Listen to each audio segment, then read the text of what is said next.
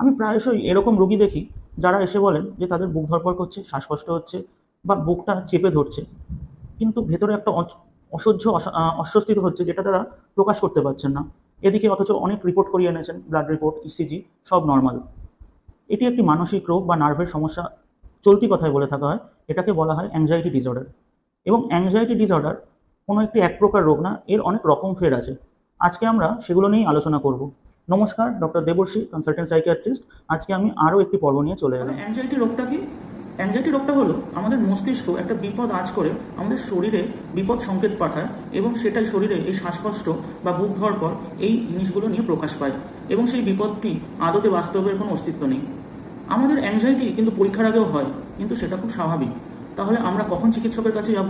যখন যখন এটি অতিরিক্ত হয়ে যাবে। অতিরিক্ত বলতে মানে আমাদের ডেইলি অ্যাক্টিভিটিস যখন এটি হ্যাম্পার করবে, তখন আমাদের চিকিৎসকের সাহায্য নিতে হবে।